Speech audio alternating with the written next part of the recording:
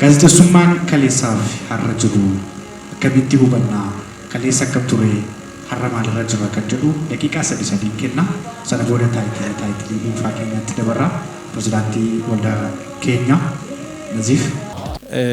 Gaazexeessummaan kaleessaaf har'a maal fakkaataa kan jedhu egaa obbo Isaayyaas fa'aa obbo Seenee Makuriyaa fa'aa gaazexeessonni kaleessaa baay'ee nu dura turan ijoollummaan dhagaa fi ilaalaa turan gidduu jiru.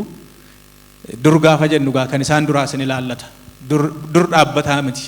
Dur jechuun mataan isaa dur kun yoomi dhumni isaa kan jedhu nama rakkisa ta'e sababii ta'eef hammuma beenu hammuma dhageenya dubban.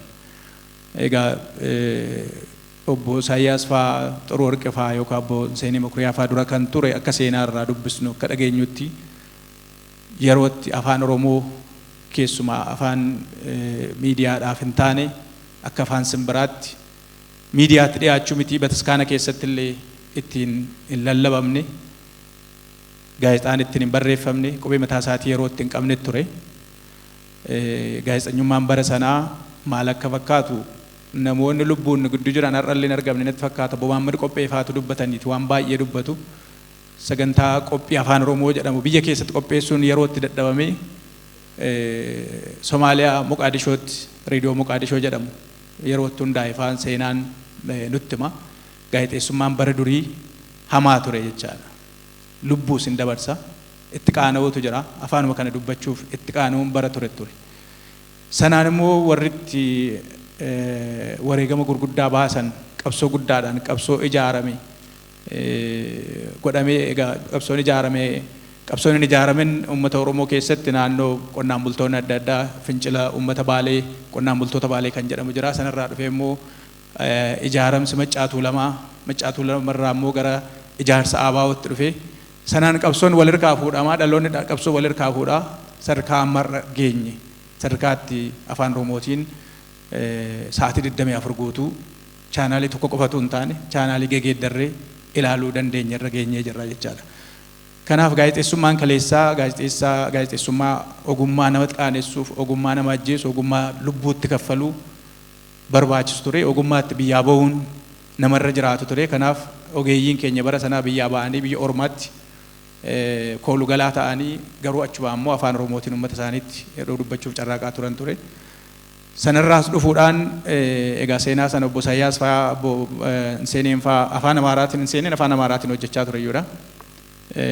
Sanarraa afaan Oromoo yeroo jalqabus maal akka isaanirra gahaa ture akkamitti tiimiin isaanii akka ilaalamaa ture hin beeknu gaa isaantu nu caalaa beeka.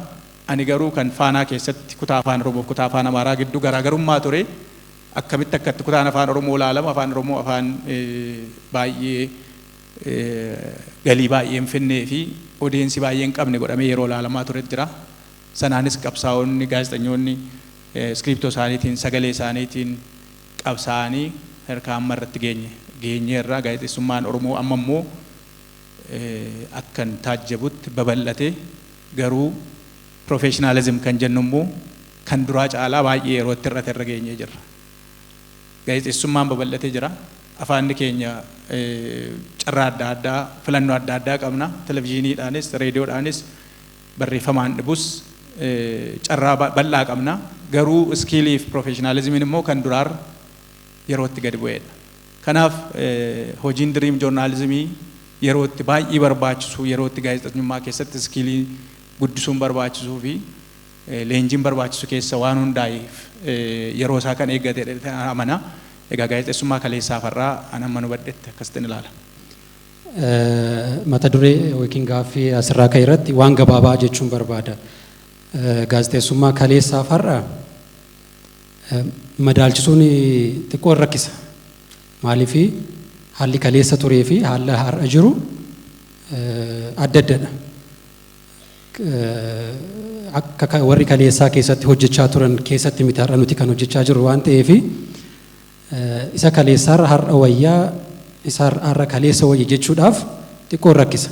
Haa ta'uyyuu malee qabxiilee lamaan irratti yoo wal madaalchisne fakkeenyaaf tokko kutannoo yookiin cichoomina gaazexeessitootaa yoo kaasne tarii warri kaleessaa cichoomina yookiin kutannoo jabaa qabuu laata waan jedhu na yaada akka dhuunfaa kootitti nuyi caala jechuudha. Maaliif isaan akka Naziif jechuudhaaf yaale chaalenjii hedduu keessattidha kan isaan gaazexeessummaa shaakalaa turan hojjechaa turan waan ta'eef cichoomina yookiin kutannoo qabaachuudhaan isaan irra wayyaa qabu waan jedhu na yaada.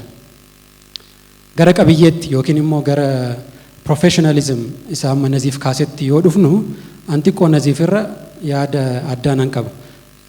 Professionalism yookiin gaazexeessummaa qabiyyee yoo laalle fooyyeen jira jedhee namanaan akka dhuunfaa kootitti. Maaliif fooyyeen kan jiru amma teeknooloojiin jira, barnoonni jira, wanti hedduu fooyyeera. Ispeeshaalii immoo gara afaan Oromootti yoo dhiphisnu amma miidiyaan afaan Oromoo miidiyaa gurguddaa miidiyaa idil addunyaa keessatti afaan Oromoodhaan hojjetamaa jira. Wantoonni hojjetaman baay'ee sadarkaa isaanii kan eeggatan hin hojjetamu. Wantoonni hojjetamne akkuma jirutti ta'ee jechuudha. Dookumantariiwwan garaagaraa yoo laallee, fiilmii yoo laallee, waan adda addaa yoo laallee, kontentiin gaariin jira, qabiyyeen gaariin jira. So isa duraaniirra qabiyyeedhaan ani guddinatu natti mul'ata. Duraan carraanis akkanatti hojjechuu bal'aa waan hin turreef amma fooyyeen argan akka dhuunfaa kootiitti. Garuu immoo osoo chaalenjiin duraan amma jiraatee waan jedhu gaafa yaalu koomitimentii yookiin cichoomina gaazexeessitoonni duraanii qabaachaa turan gaazexeessonni ammaa chaalenjii akka sanaa keessatti teenyee silaa hin hojjenna turre inni jedhu anaaf gaaffiidha. Kanaafuu yoon mataa isaa walitti qabu qabiyyeedhaan wanti gaariin jira kaleessarra har'a fooyyeen jira jedhee naman akka dhuunfaa kootitti.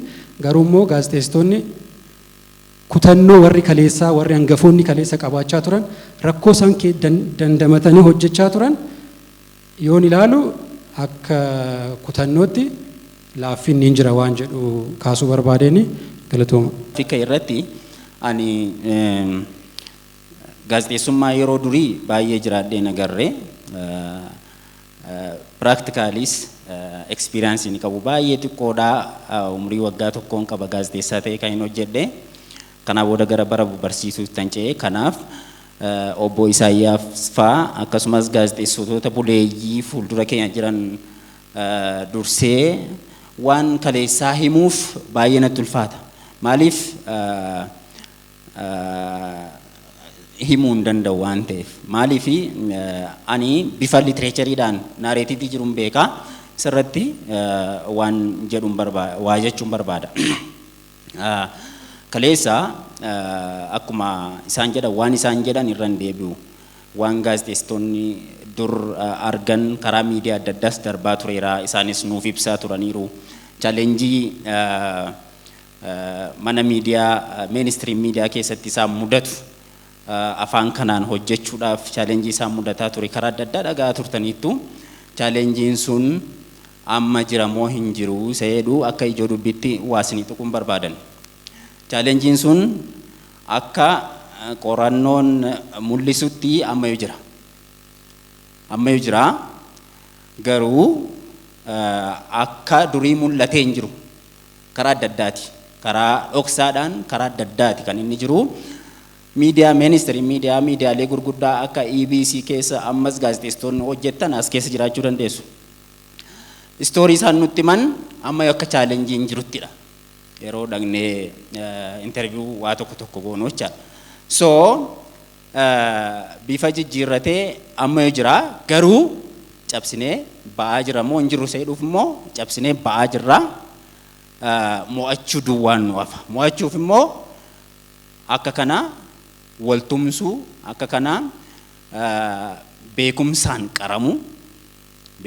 qaramu waan hojjennu pilaaniidhaan hojjechuu waan hojjennu content based gochuu wanta Oromootti waan Oromoon fedhu waan hawaasa Oromoo bal'aa kanatti gurgurachuu dandeenyu irratti sirnaan yoo hojjenne maal arganna support arganna uummata keenya irraa. Kanaaf chaalenjiin duraanii inuma jira. Professionally barnoonni inuma jira. Inuma barata namni chaalenjiin sun garuu chaalenjoonni duraan turan garuu ammas miidiyaa keessatti inuma mul'atu. Sababni isaa maalidhaa? Fedhiin miidiyaatiin hojjechuu fi fedhiin gaazexeessummaa baay'ee babal'achaa jira. Beekumsaa fi iskiiliin immoo xinnoo duubatti hafee jira. Kanaaf konteentii keenya irratti rakkoon gurguddaan hin jira. Isa gara fuulduraan carraa argadhee isiniif ibsuu nan danda'a. Kanumaan jechuu barbaada. Baay'ee galatooma.